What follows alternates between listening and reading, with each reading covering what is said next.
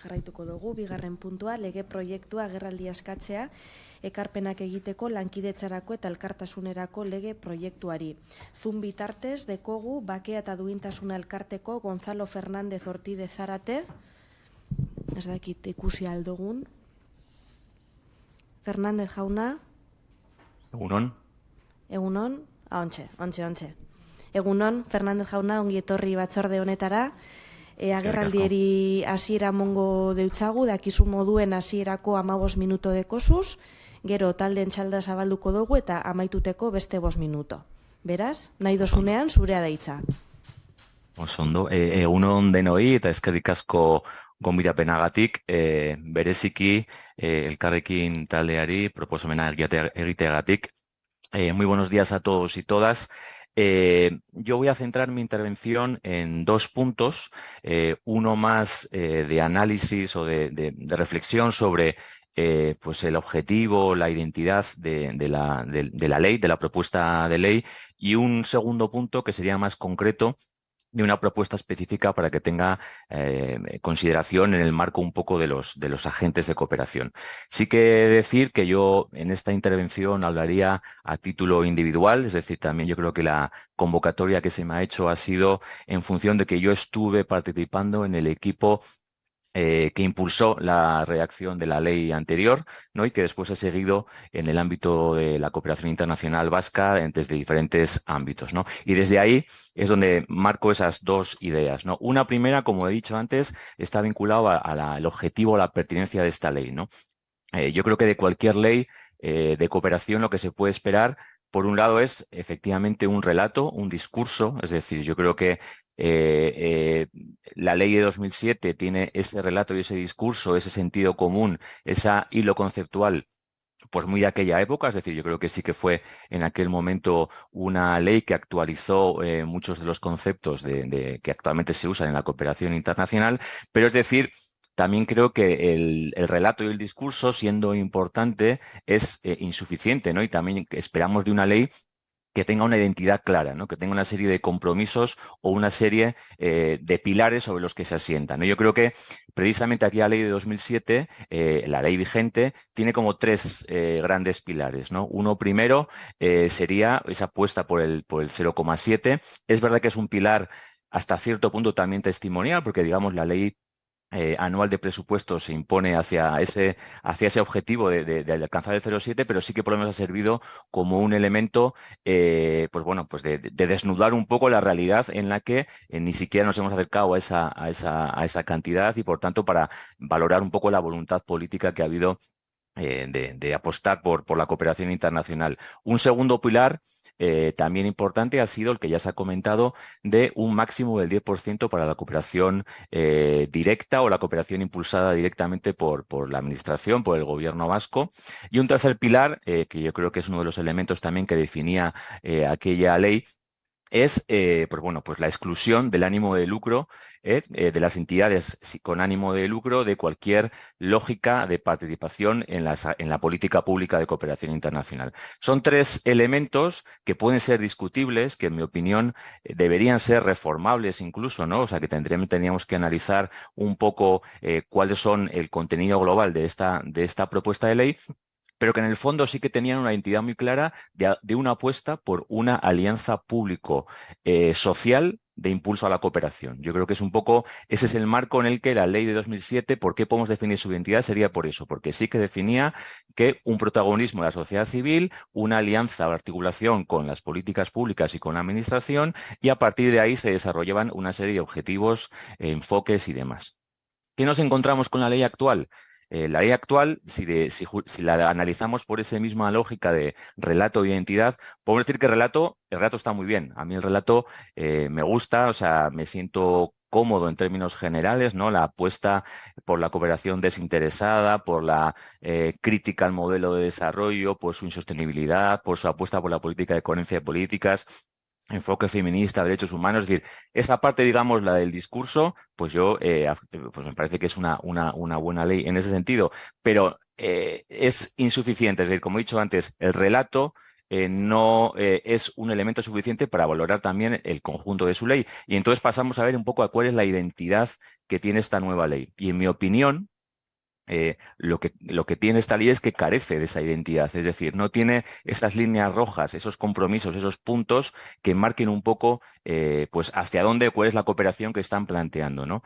Sí que mantiene en ese sentido la referencialidad del 0,7, ¿no? Pero como he dicho antes, pues bueno, pues es una referencialidad más bien hasta cierto punto retórica, porque al final, como hemos dicho, la ley de presupuestos anuales se impone sobre este objetivo, pero que ha eliminado, ¿no? El máximo del 10% de cooperación directa, cooperación por la administración, que yo incluso puedo estar de acuerdo ahí en esa línea, que era un corsé demasiado estrecho, pero que a la vez también ha eliminado eh, la exclusión de las entidades sin ánimo de lucro de la cooperación vasca, ¿no?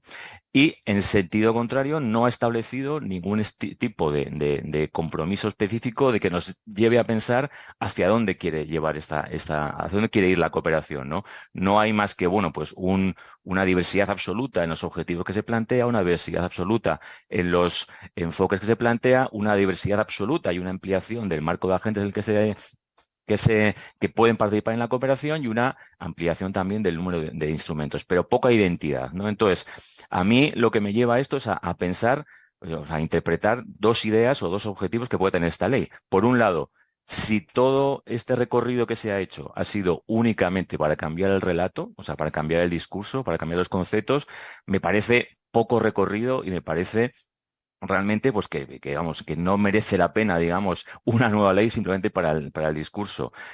Que entiendo que si no es así, o sea, y entiendo que no ha sido este el objetivo, el de cambiar el discurso, pues una posibilidad que les planteo, y también es una referencialidad que creo que es bueno que se tenga, es que quizá precisamente el objetivo no ha sido tanto en plan propositivo, sino quizá reactivo para cuestionar de alguna manera esa alianza público-social de la que he hablado, que era muy evidente en la ley anterior, ¿no? En estos momentos se posibilita, digamos, ese gran elefante que se ha nombrado antes, posibilita que las empresas pequeñas, grandes y medianas sean consideradas como un actor de cooperación y se pues amplía, digamos, el marco de actuación de la administración, ¿no? Podríamos estar en ese sentido pasando de una alianza público-social a una alianza público-corporativa o público-privada, que es un poco también digamos, la herramienta hegemónica que está en las políticas públicas en estos momentos. O sea, podríamos decir que esta ley lo que hace es derribar esos diques de contención que tenía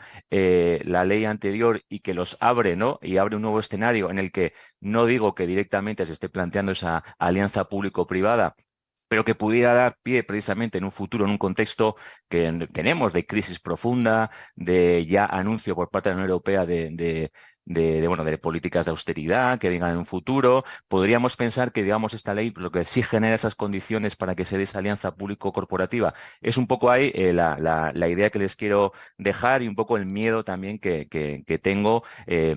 Sobre el sentido último, digamos, de esta ley, ¿no? Y precisamente vinculado a esto, entraría ya en el segundo punto, que sería más vinculado a la propuesta en concreta, ¿no? Yo creo que precisamente para mí, en mi opinión, lo que hubiera sido positivo de esta ley es una reflexión de cómo actualizar esta alianza público-social que estaba en la ley 2007, que creo que tenía carencias y que seguramente tendríamos que ampliarlas, ¿no? Al final, cómo facilitar que no solo ONG, sino también movimientos sociales participen más activamente en la cooperación vasca, cómo incluir también todo ese abanico muy amplio de agentes que ya vienen participando en la cooperación vasca, sindicatos, economía social y solidaria, ONGs, movimientos sociales, fundaciones y demás. Yo creo que eso sería, digamos, uno de los retos que hubiera tenido, en mi opinión, esa ley, pero que, en todo caso, llegados a este punto, digamos, y si tenemos que plantear pues cómo sería la ley que queremos, ¿no? Ya llegados con este borrador que tenemos presente. Como digo, que me gusta el relato, pero digamos, creo que eso es completamente insuficiente y sí lo que plantearía como una de las medidas básicas para garantizar o para blindar mínimamente esa alianza público-social que existía antes es seguir considerando al ánimo de lucro como algo que no tiene parte en la cooperación vasca, ¿no? O sea, la propia ley o este borrador de ley habla de un modelo de desarrollo alejado del crecimiento económico. Eso lo dice en el preámbulo. Habla también de un compromiso solidario exento absolutamente de retornos. Si eso es así, yo creo que tenemos que mantener, digamos, ese dique que tenía la ley anterior y garantizar que no hay ánimo de lucro en la cooperación vasca y, por tanto, las entidades con ánimo de lucro no pueden participar en la política de cooperación. Ojalá hagan cooperación con sus ingresos, con sus beneficios y demás, pero no parte de la política de cooperación para salvaguardar, digamos, ese modelo ajeno al crecimiento económico, pero también por un sentido de justicia también sobre las entidades sociales, ¿no? Porque lo que sí que estamos viendo día tras día es cómo el sector empresarial está, por un lado, penetrando en todos los sectores, digamos, de la vida. Vemos como también en la política de educación vasca tiene un papel fundamental, tiene un papel creciente en la política de sanidad pública. Hay políticas específicas y mayoritarias y hegemónicas pensadas para favorecer al sector empresarial en innovación, industrialización, ciencia y tecnología, internacionalización. Por tanto, yo creo que, digamos, esa penetración masiva del poder corporativo en la captura pública es tan evidente que creemos que algunas políticas, por lo menos, deben estar ajenas a estas dinámicas y esperamos que la cooperación, que lo ha sido siempre así, que la seña de identidad de la cooperación vasca ha sido precisamente el salvaguardar pequeño espacio, ¿no? de ese ánimo de lucro, de esa pretensión de desarrollo empresarial, pues lo mantengamos, ¿no? Y entonces la propuesta en concreto sería eso, ¿no? Recuperemos la exclusión de las entidades sin ánimo de lucro, con ánimo de lucro de la cooperación vasca, ampliemos, digamos, incluso a garantizar que entidades con ánimo de lucro, sin ánimo de lucro, pero que tienen en sus patronatos o en sus consejos de administración representantes de empresas también estén fuera, digamos, de la política de cooperación y planteemos de cara al futuro, ya con el desarrollo de planes estratégicos y demás, la posibilidad de, bueno, de ver cómo reactualizamos lo que he dicho al principio, un poco esa agenda público-social, que es un poco para mí la seña de identidad de lo que puede proponer la cooperación vasca. En resumen, el relato de la ley, de la propuesta de ley actual es favorable, pero para mí es completamente insuficiente. Tenemos el riesgo de que esta ley genere las condiciones para cambiar en el futuro, no digo ahora, esa alianza público-social en favor de una alianza público-corporativa y les planteo a todos los grupos parlamentarios que frente a ese riesgo que pudiera existir, mantengan, no digo que se cree algo nuevo, sino que se mantenga de la ley 2007 la exclusión de las entidades con ánimo de lucro y se valore pertinentemente, pues bueno, pues también el incluir en ese ánimo de lucro también a entidades que no carecen de él, o sea, que son fundaciones, pero que en sus consejos de administración, patronatos y demás tienen metido también esas representantes empresariales como parte del mismo. Es que ricasco. Eskerrik asko, Fernández jauna.